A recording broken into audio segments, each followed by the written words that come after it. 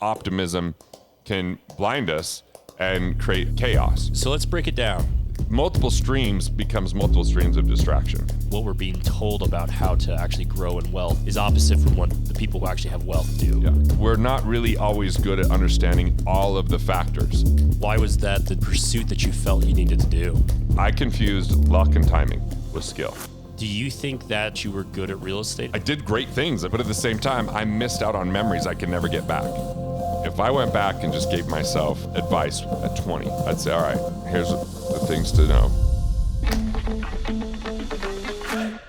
You had shared with me a video, and I want to start off with that. Yeah. I think it's a great kind of conversation starter. So let's hop into this Mark Cuban video. That's why I got fined all the time. I didn't give a fuck. That's one of the reasons I sold most of the team because. Oh yeah, why did you sell it? To compete now with the new collective bargaining agreement, you see all these teams building real estate, casinos, and all these big real estate empires. I'm like, that's not me. I'm not into real estate. Like when it was tech and media, golden. That's my competency. Yeah. That's pretty interesting, just right there, right? Yeah. Because this is investor DNA. What are your values? Obviously, like he knows tech, he knows media, he loves basketball. You see him at all the games. What are the competencies? Well, he talked about he's not good at real estate. That's not really what his empire is about or what he builds. Mm-hmm. And then what are your drivers? Like, what are the interests that you have?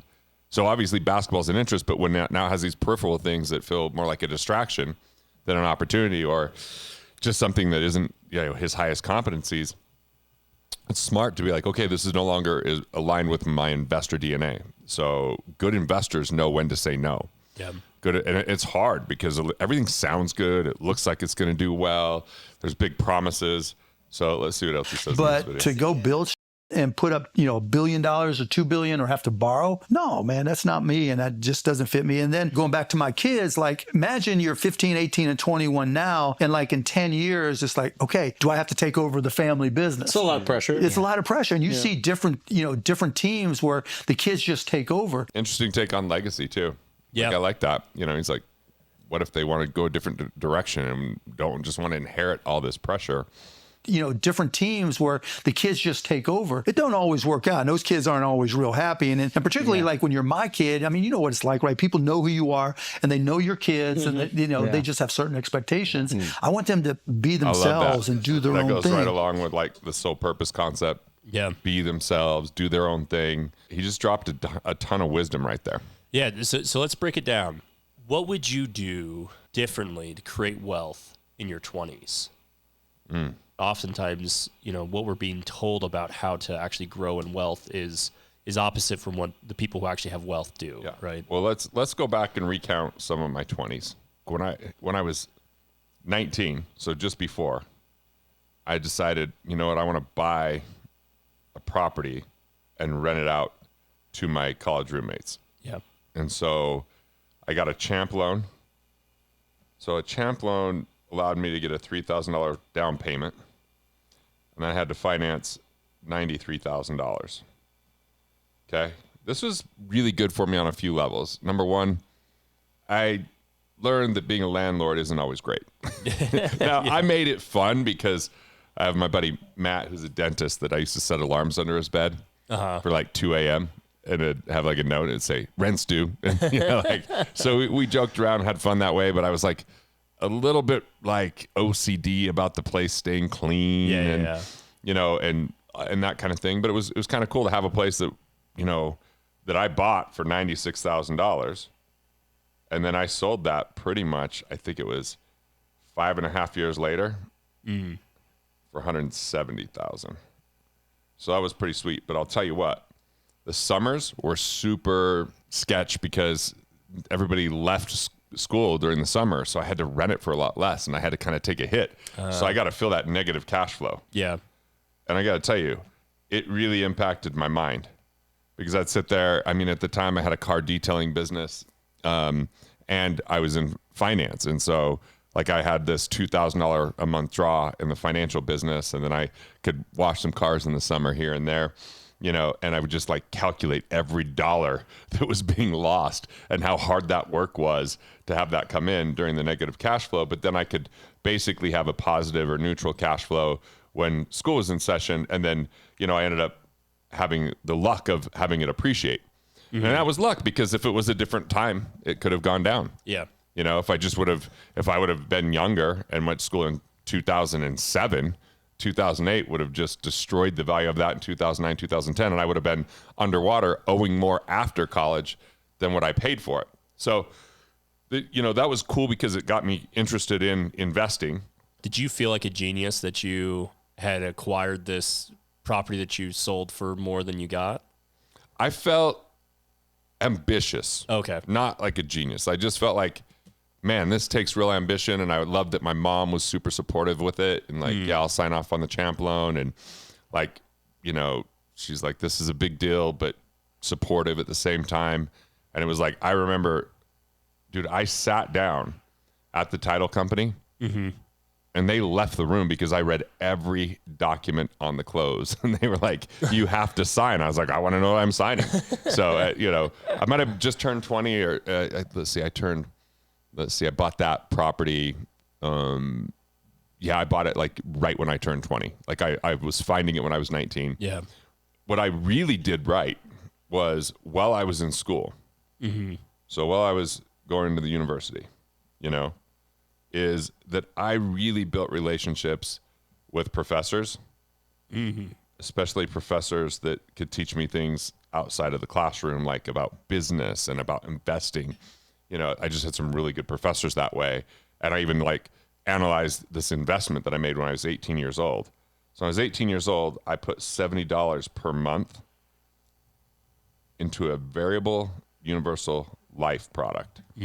So this is basically a life insurance that has separate accounts. That's what they call them, but they're basically like little mutual funds, right? That fuel the cash value. And they said, hey, look, you don't really need the tax savings because you're 18 and you're in school. But later when you make more money, this insurance policy is going to be tax-free. You have to take your after-tax dollars to put it in, but it can grow tax-deferred, and you could access it tax-free through loans. And you know what? Off your mere $70 a month, if you earn 18% a year, because this was back in 1996, 1997, and the market was crushing during that time. Yeah. They're like, you'll be a multimillionaire. I was like, I wanted to believe it. I knew that was probably not true. You can't legally show more than 12%. So they did that on a separate spreadsheet. So that was illegal. But it did get me, kind of interested in things. And then I had this econometrics professor, Kim Kraft, and we did my thesis basically on, will this work? And I found out there was a 97.8% chance it would be worth zero, and 100% chance that I would not be a multimillionaire. Yeah. So that was an early lesson. I mean, it was only 3 months of $70 a month, but it was painful at 18 years old.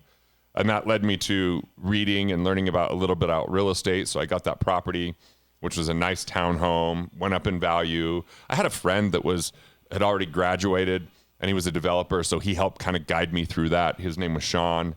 And so it was just good to get some of my chops. But when I graduated, I think that the big mistake that I went for, and I would warn people in their 20s against this, is I went for multiple streams of income.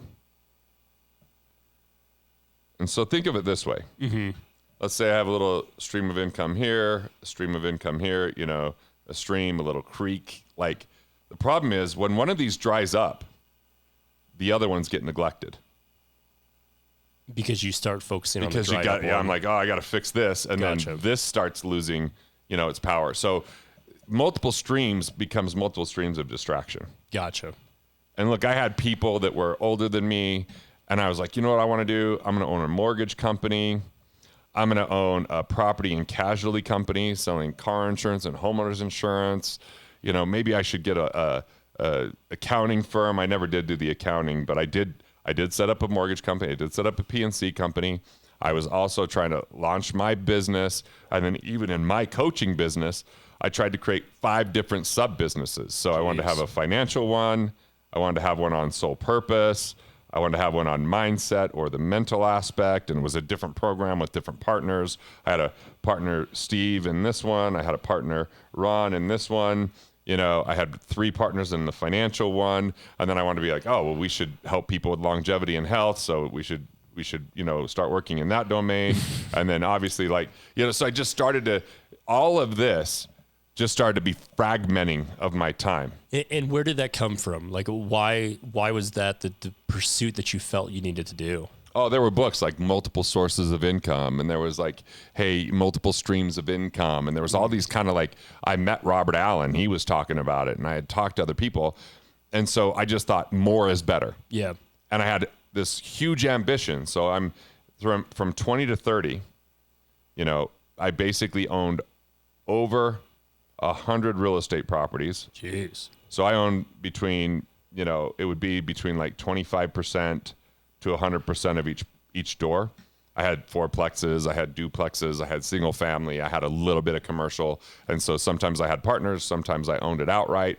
And, that just eventually became where I had to have, I had to hire my mom to help me with just running the books of all this, all the financials and managing the property managers and managing the, maintenance people, and then managing the, it was just always something. I had bankers I was dealing with, when I bought out this land that was in foreclosure and then developed a fourplex, and now I was learning about development, and there's just constant decisions to be made, and it was an hour and 10 minutes from my house. And so what I learned was the more time I started spending in real estate, the less time I had for my business. Yeah.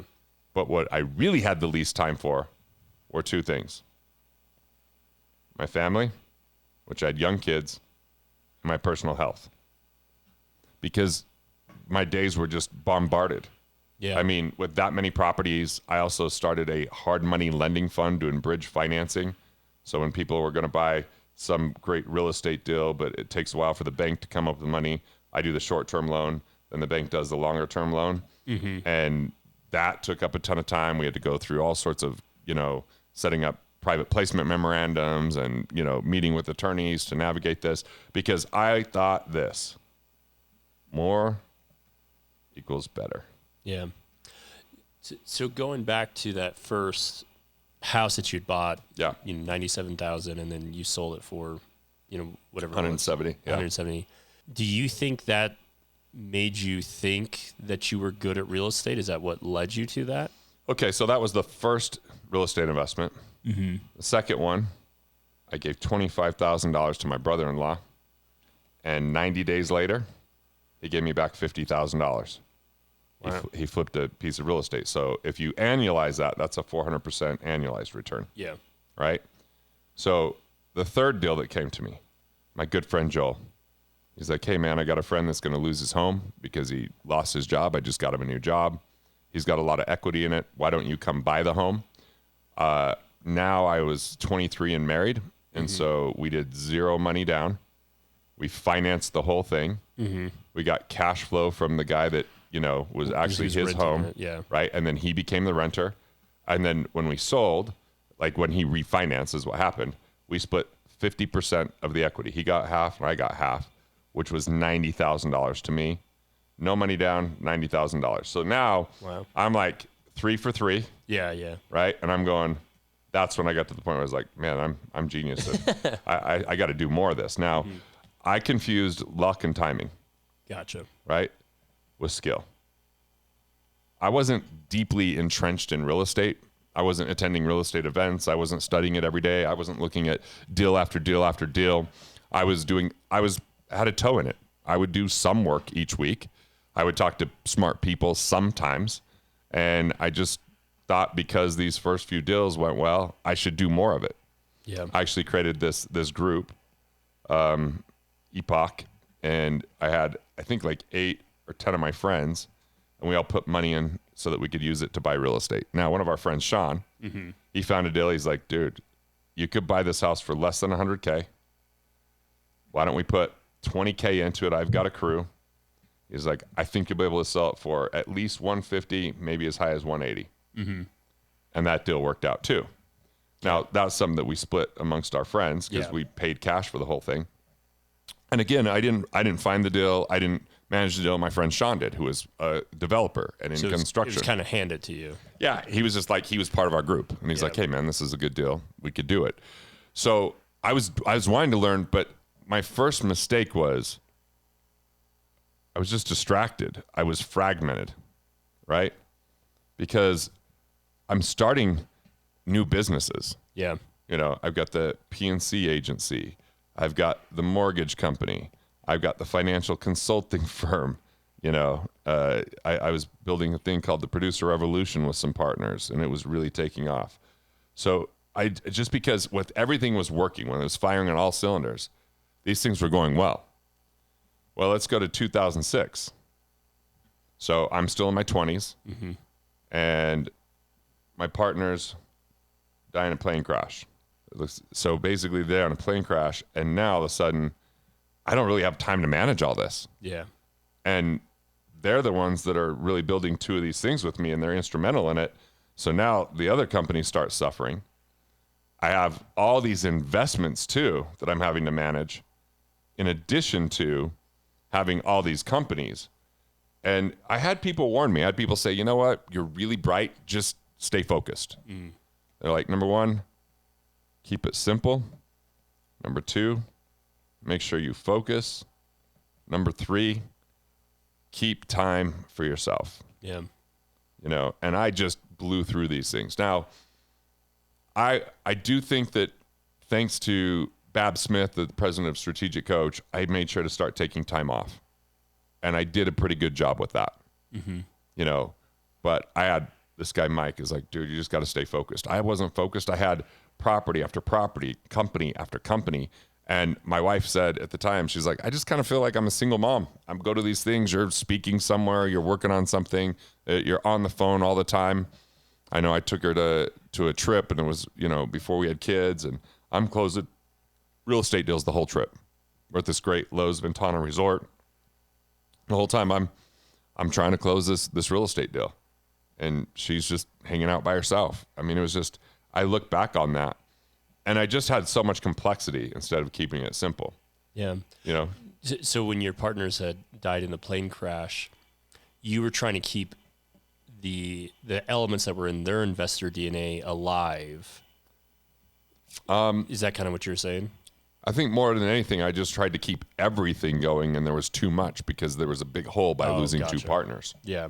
So now that I was focused on, hey, we got this firm, and normally I'm doing these events with them, and now I'm not, and I'm still doing the events, and I'm still running the radio show, and I still now have inherited this extra, you know, business essentially. Yeah. But now I have the hard money lending fund. I've got, you know, the 100 real estate property. I just had so much, and now that I had to, you know, divert some attention because we lost my partners, the other things started to suffer.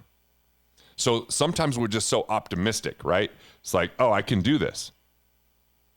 But we're not really always good at understanding all of the factors, all of the considerations. Yeah. Things could take longer than planned. There could be delays. There could be a family challenge, a health challenge, an employee challenge, an economic challenge.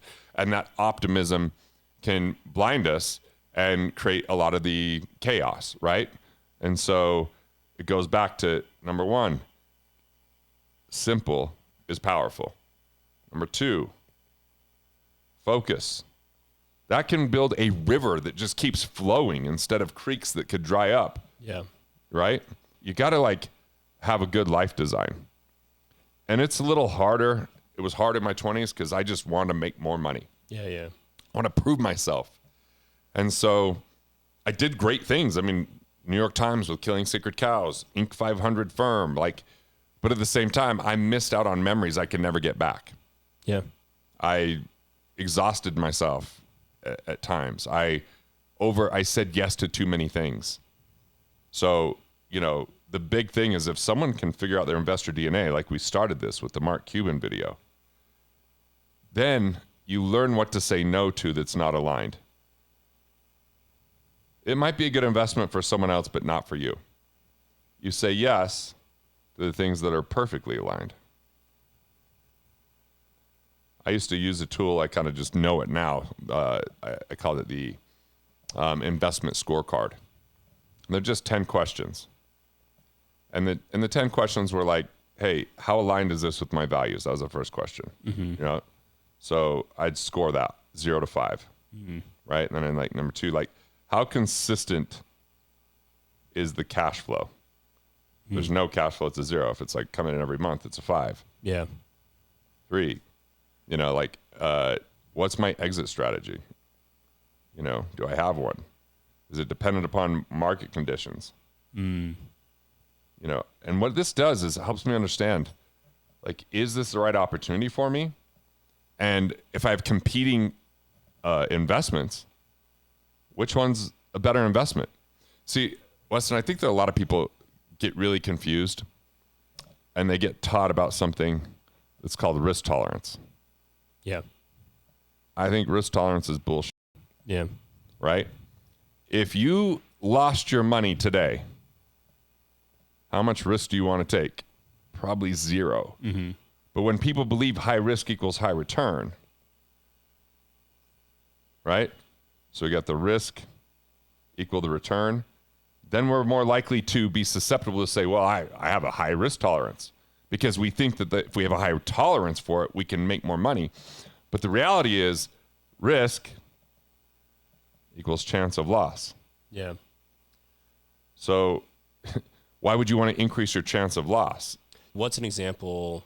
I think some people look at what's his face, the guy who shorted the housing market. Was that? Yeah, he was played by Christian Bale. Yeah, that one. But his Michael, can't remember his last name. But he was Yeah. a dentist. Yeah. But so I think people look at that and they say, oh wow, that was so risky, right? He had data, right? Mm-hmm. He had his own knowledge, right? He had a lot going for him, and there still was some risk. Some of the risk was, when will the market turn? Even though the data was showing that it should turn earlier. Yeah. Right. So, but he was extremely confident that the market will turn. and he was day. right. Yeah. And he was right, because he actually, rather than just putting money into something, right? It's like, oh, I've got money into this stock. He went and said, let's see how many of these mortgages are out there, right? Mm-hmm. Mortgages. That's pretty much what they are. Yeah. So let's see, and let's find out default. Let's find out, how many people are in the home, like how many homes, how many are rented versus, owned. And if it's owned, what kind of rents are they getting? Like, he just went through the data that most people never looked at. They just looked at the numbers instead of what's behind the numbers. Yeah. Right. And so this is one of the mistakes that I see people make in their 20s is you have someone and they go, oh, this looks like an opportunity. Let's do it. Yeah. This looks like an opportunity. Let's do it. Because there's potential. This looks like an opportunity. Let's do it. And it's all based upon the money. Yeah. But they don't consider the amount of energy that it's going to take, the impact on their life, the impact on their mindset, the opportunity cost. Meaning, what else could they have done with their time and their money? Yeah. The impact of loss, the additional cost of having someone come on board to help them manage everything that they're doing. Yeah. Right. The opportunity cost also of, like, what other opportunities do they not see, but also just the time that it takes and what they could have done with that time. I mean, there's just, and so what happens is sometimes people just end up with money, and what seems to be an opportunity comes along. They go, oh, what a gift. This great gift, Yeah. But inside of that gift is a bomb. It's like, hey, it's actually just a massive distraction. And so, going back, it's like hard because I just wanted to do so much, and I wanted to be a multimillionaire, and I wanted to, grow my portfolio, and I wanted to do all these unique things. And I, like, if we look at it, I did oil and gas. I did 2 IPOs, number 2, and it was 2 IPOs. I did a hard money lending fund, right? I had over 100 real estate properties or doors, right? Yeah. I had multiple businesses, right? And then I was starting to even get a commercial building that we were building. Jeez. That was 45,000 square feet that I was going to own 45% of. Man. And that had to be developed and worked on. So, you can imagine like where do I take care of my health? Yeah. And which, where do I have time with my family? yeah. And of those 6, which ones, do you actually enjoy? Right? Like on this, just that. The businesses. That's it. I did not like hard money lending, not my gig. Real estate, not my gig. IPOs, not my gig. Oil and gas, not my gig. It's like, like I And kind of enjoyed the commercial yeah. property just because I got an office in it and it was really cool. We had an amphitheater and we had 2 classrooms and we had a killer view and a killer office and a really cool design. But you know what? I noticed every little problem with that office. And when there was an issue, we had to Find a contractor. deal with it because we were the ones that owned it. Yeah. So yeah, I think that in the 20s, the big mistake is not investing enough in themselves. Such as? So creating financial intelligence through like investor DNA and discovering that, like the one thing I loved I attended a lot of masterminds. Yeah. Okay. And I learned like in Genius Network, I learned how to market. In Strategic Coach, I learned all about business and thinking, like in the Wizard Academy with Roy Williams, I learned about business and marketing. Like these were the things that allowed me to build the businesses I have today. And so those were the investments in myself. Yeah. Right. But financial intelligence is an investment that if anyone doesn't make it, they're going to pay the price. Yeah, eventually. Right. And then, and so if I go back, what I love about my 20s is that I wrote a book, and I wrote the book by learning from mistakes and having those lessons and sharing those lessons. And I started a business that I still get to benefit from today in the work that I do now. What book was it? Killing Sacred Cows. Oh, okay. And I mean, in your 20s? In my 20s, I hired Roberto Monaco to be a speaking coach for me. And that forever changed my speaking career, and my ability to speak. I just really did take a lot of money and put it back into my life, into learning that way. I just unfortunately got distracted. Yeah. I didn't know what to say no to. I said yes to far too many things. I didn't value my time enough. I wasted a lot of money because I had a lot of it on things that really didn't matter. That like just the design of my office was crazy expensive. And I had lifestyle creep that way. Yeah. I bought a Bentley, and I'm not saying that not to buy a nice car. It's just I'm not really a car guy. And so a lot of it was the appearance of it, appearance of success, appearance of wealth, versus like if I would have been wealthier, I could have just enjoyed a vacation with my wife instead of always be working. Yeah. If I were wealthier, I could just be present with my kids when they're little and see that as a gift. If I were wealthier, I wouldn't have compared my net worth to others or focused so much on my net worth. I wouldn't have overspent on a building, right? These were all things that I thought would demonstrate wealth that actually cost wealth. Yeah. And people are like, oh, yeah, if you own your building, that's going to be wealth you have in the future. Well, there's a lot of time that goes into that building, a lot of money, and a business partner that ended up going bankrupt. So I ended up having to get rid of the building, which was frustrating. Yeah. So it was too many yeses. So how can someone figure out their investor DNA? Because, it's a great concept to hear, but sometimes it feels a little ethereal. First off, I'm just going to shameless plug here. Killing Sacred Cows 2.0. We have the investor DNA guide that gets downloaded for free. Oh, cool. So when you buy the book. Yeah. And I mean, so like, look, I'm going to make a few bucks if you buy the book, but that guide is worth a ton. I'll break down a little bit of it though. So we just begin with like, what are the values? What are the things that you value? Like, what is important to you? What is it that you talk about, fight for, interested in? Like, instead of going and investing in things that you don't value, which means you're going to pay less attention to it, which means that they might have less. Like, here's an example of how that is demonstrated in investing. I had this guy that was one of my coaches, a strategic coach, and he had an aging parent that got put into a nursing home, and he really didn't like that. He's like, man, it's like, didn't like the conditions, didn't like and his parent was really frustrated. They wanted some autonomy. So he ended up saying, well, what if I built like a community where we had these homes that were like in a community, in a circle. There's all these homes around here, right? Mm-hmm. But in the center was actually the main like control center, and where it was like a housing, just like a big building that all of the nurses could be in, and all of the wait staff could be in. And so everybody kind of had their own home, but it was community oriented. And he was like, that would provide that autonomy, but still have that care.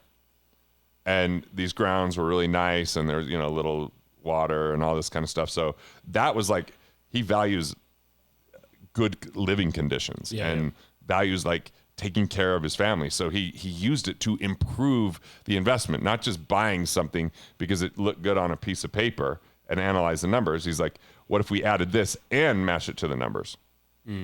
Right? So knowing your values is important because it's your script for how to operate. Yeah. And look, every business book talks about knowing your values. Like our values in our organization is vulnerability, which isn't a normal value that you find in most financial firms. It's connection, like specifically like connection to people, like that feeling of like, love, and that feeling of like compassion. Then it's, it's value creation. Yeah. It's rich life. These are the things that we're talking about. It's intimacy, which is like true, deep knowing and connection with people. So like knowing your values will dictate a lot of what you do, and knowing that in your investor DNA is really important. Then you look at your competencies. What are you really good at? What do you have ability, natural proclivity towards? I've taken a lot of exams and tests. So I just took my son to Johnson O'Connor Institute. I did that when I was in my 20s, and it's like, what are the things that I found out he's visually talented. So I'm like, cool, that's good to know. There was enough tests to kind of like figure out what those strengths are. But when you know your competencies, like for me, I've got a competency in marketing books, in writing books, in speaking. So I love looking at that as real estate. I love to look at a book as a piece of real estate. I know other people, man, like I have Ben, one of my clients, he's just good at like building apartment complexes or finding ones and improving them. And like, that's part of his competency. He can look at deals, he can analyze them. He knows what things to move the needle financially. Like, so you figure out what your competencies are. Where do you have those abilities that you could develop? And then you look at what drives you, your drivers. This is what, and you want drivers last, because that's where you might have passion, or that's where you might have just where you might be inspired. If you start with what you're passionate about, passion doesn't always equal profitability. It could be you passionately running in the wrong direction, or it's a hobby that you're trying to make into a business. But if you start with the values, then the competencies, then the drivers, well, you can just start looking like what type of investments make sense based upon, the type of person you are. You could take tests like a Colby test, and that'll tell you your conation. Your conation is how you go about getting things done. Or there's the Enneagram, or there's the Strengths Finder. There's just, you start taking these tests to understand like what kind of investments would match up with the type of person that you are. And you can use ChatGPT to start putting in all of the data you possibly could think of about who you are, how you operate, what's important to you, and then start getting feedback about like what investments would make sense. And you'll see we've got a ton of different types of investments to look at, but it depends on the person's interest in addition to their competencies. And, that's really key for investor DNA. So you might look at where you've invested in the past, what worked, what didn't, what did you like, what didn't you like, where did you learn, where did you just feel disengaged? Look at investments that are out there in the future. Which ones would you find yourself actually wanting to learn about versus procrastinating? Go to an event where you're like, they're teaching specifically on that thing, and say, do you like that event? Do you like what you're learning? Did it excite you or did it bore you? Like I went to this event for just attorneys. I was the only non-attorney there because I am interested in like legacy planning and what's going on. And man, it was like people reading in monotone voices and people getting excited. I was like, yeah, that's part of their DNA. They like that. Other people, that would be the last place they want to go, right? How could an individual spot, what's their investor DNA versus what's luck? Number one, you learn to mitigate risk. So what does that look like? Knowing how to protect the downside if it doesn't work. Gotcha. How would you have an exit strategy? So here's some examples. I owned a lot of real estate, and I was like, okay, the market started to tank in 2008. I'm like, so I'm gonna have to do a few things. So I talked to people that were good at different exit strategies. They'd say, well, one, what if you did fractionalized ownership, right, and turn it into a retreat? What if we did seller financing and did an auction, and then you control the terms of the loan? Even if you sell the property for less than what it's worth, there's a penalty if they finance it on their own, and then that gets you your money back. Like, so you just start, if you learn about auctioning, or, there's just so many things that if you start to understand how you could handle things in different economies and what other possibilities there are to have more value, add more value, or make it more valuable. I've seen people that were negative cash flow, then they did Airbnb and they turned something into positive cash flow from that. Yeah. But it was a different skill set. So one, where can you protect the downside? That could be anything from adding collateral, right? That could be adding a stop loss in investing. That could be a certain UCC filing in a business. There's all these ways to kind of like protect the downside. But you're saying as you go into it, be conscious of, hey, if this fails, here's some different options I can go for so it's not a complete failure. Yeah, and like, what would make this fail? And why would this fail? I mean, the problem is I just think that a lot of us get these rose-colored glasses, Mm-hmm. You like those glasses? Yeah. And it's like, we want it to work so bad that we don't ask the right questions. So what I really think helps in mitigating risk, almost because we don't want to poke holes in our own. It's like, I want it to work. Yeah. So you have a team, and that team can help you with due diligence. Like I've had attorneys as part of my team in the past. I've had, investment advisors as part of that team. I've had just, risk management people. Like it just depends on the thing. Or even like consultants, friends that are just really smart. Like there's ways to do due diligence, because if we have a really high emotion when we're using money, we're probably going to have less intelligence. Gotcha. That's why we go values, competencies, then drivers. If we start with drivers, the emotions can drive us. Oh, okay. And then we override these other factors. Gotcha.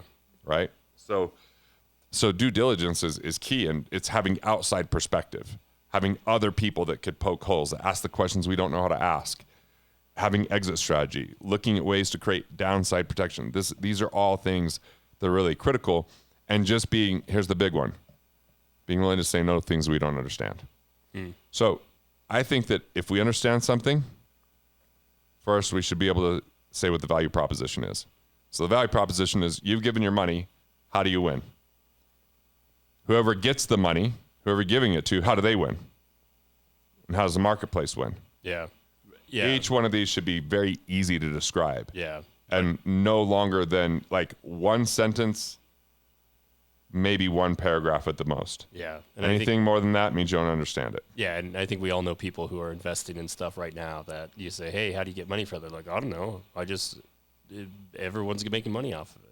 We have to be able to discern, is it an opportunity or distraction? Yeah. So an opportunity is aligned with investor DNA. Distraction, not aligned, right? Yeah. To break down kind of Mark Cuban's element, how did... Yeah, so he was like, look, I know media. I know tech. I do not know real estate. So he's like, now these owners are having to buy real estate to supplement, because of the collective bargaining agreement, to be able to hire, to be able to pay the luxury taxes and the things like that on these players. So yeah, he's like, I'm out. That's not his arena. And look, it's hard, because it's hard to self-assess and be like, I'm not good at this, or I don't want to be good at this, because a lot of times we can talk ourselves into it. Yeah. Right? So, for him, real estate's not. But it is? He's a big business buyer. Mm-hmm. He buys a lot of businesses, right? He's on Shark Tank. Cost plus is already massive. So that's definitely aligned with his DNA. And so is intellectual property is a way that he drives even more towards his business because he is a brand, right? Yeah. So he builds his brand. You see him in the media. You see him, on shows and stuff like that. And then that gets him attention. And that attention means that he gets more deal flow with the business. Yeah.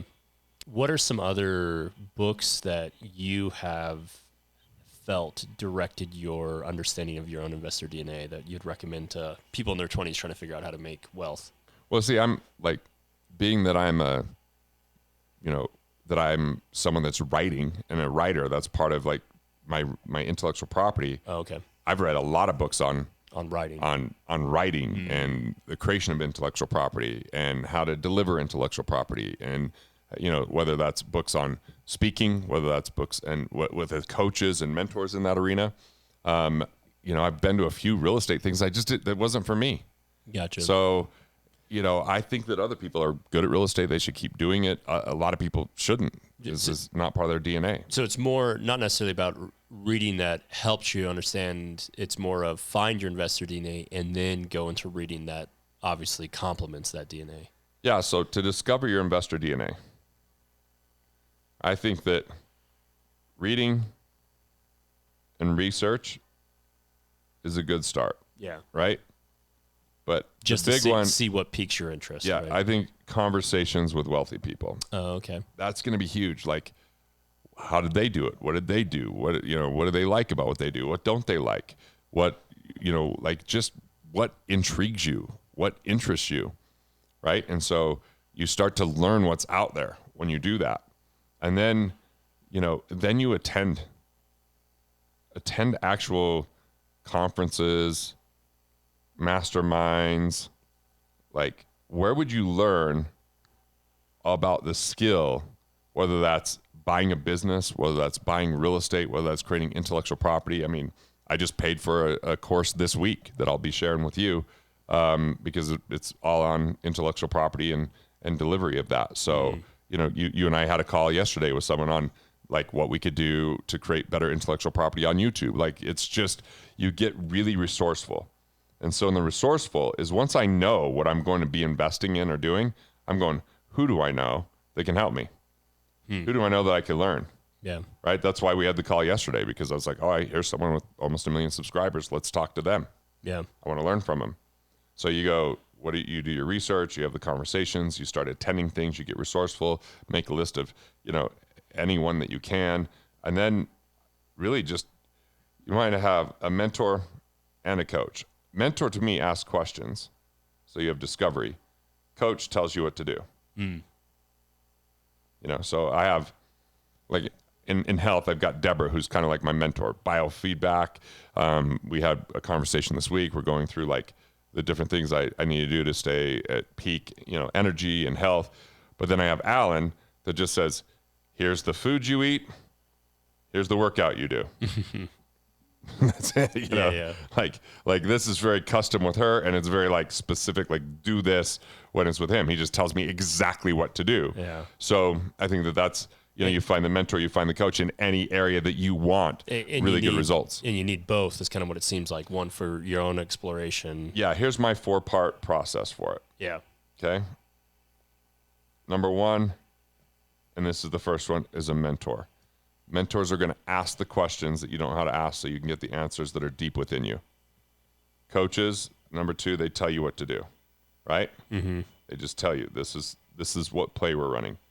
3, you want systems and tools to reinforce on a daily basis.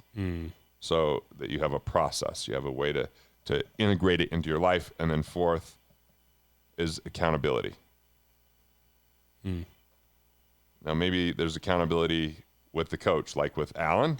I have to send him once a week pictures with my shirt off, front, side, and back. And then I have to weigh in every day and show him what my weight is. So that's accountability. I think for some people, it's a little daunting of like, how do I find a mentor? Any thoughts, suggestions? So let's imagine you have no money, but you have some time. Yeah. Guess what? We're in a world where through AI, through courses, you can have these first two with very little money. You just have to be dedicated.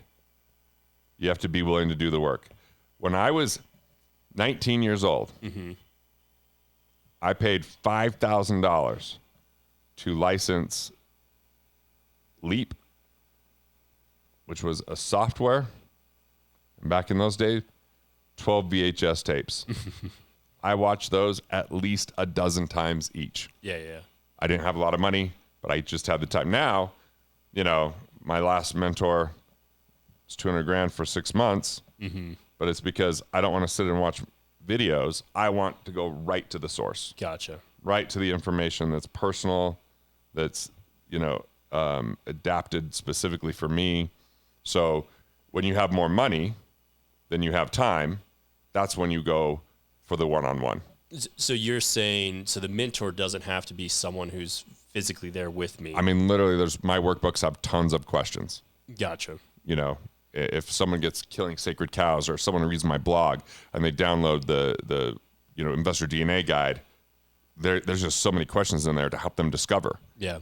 So it's like finding someone who matches your Investor DNA on YouTube and watching all their stuff. Yeah. I mean, I'm putting out so much, people could follow me on Instagram, and I'm putting out stuff every day there for just short doses. And then the longer videos here, like if they're willing to take the time to sort through all that, they can get what they need. Yeah. A lot of people want the more direct line, And that costs. They don't want to do this where it's like, they finally get where they want to go over 20 years.